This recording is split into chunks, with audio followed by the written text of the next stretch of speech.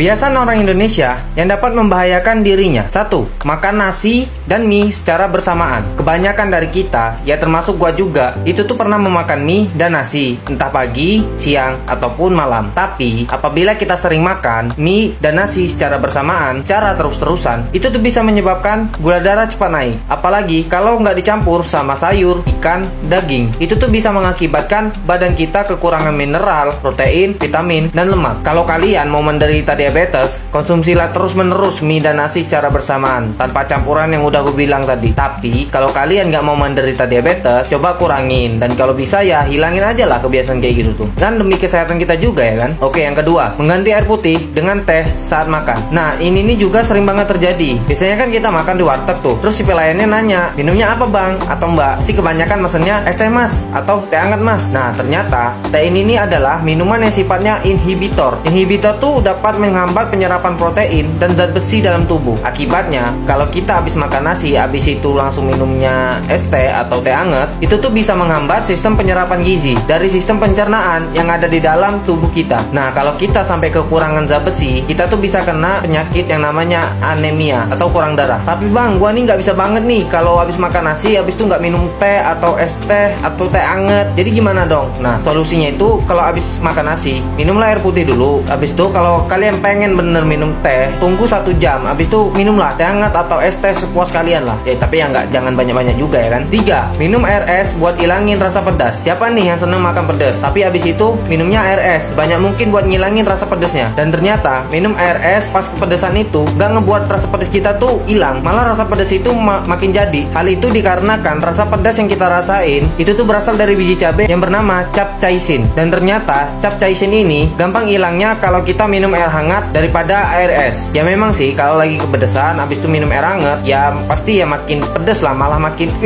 kesel kita tuh. Ya tapi awalnya doang, nggak lama dari itu pedesnya itu lebih cepat hilang dibanding kita minum air es. 4. Mengompres tubuh yang demam dengan air es. Kalau kalian lagi demam terus kalian malah minta dikompresin air dingin buat ngeredain panas kalian, itu tuh sebenarnya tindakan yang kurang tepat, karena air hangatlah yang lebih tepat untuk ngeredain panas kalian. Kenapa air hangat? Dikarenakan kalau tubuh kita dikompres dengan air hangat, maka pori-pori kulit bakal kebuka dan pusat suhu tubuh menyadari sedang mengalami lonjakan dan merespon untuk menurunkan panasnya. Ternyata mengkompres bagian kening saat tubuh demam itu tidak efektif karena dapat terhalang oleh tulang tengkorak kepala kita. Ternyata bagian tubuh yang efektif untuk dikompres saat demam itu ada di bagian lipatan ketiak dan paha, karena pembuluh darah di bagian itu cukup besar. Jika pembuluh darah membesar, maka akan terjadi penguapan sehingga panas tubuh keluar melalui pori-pori.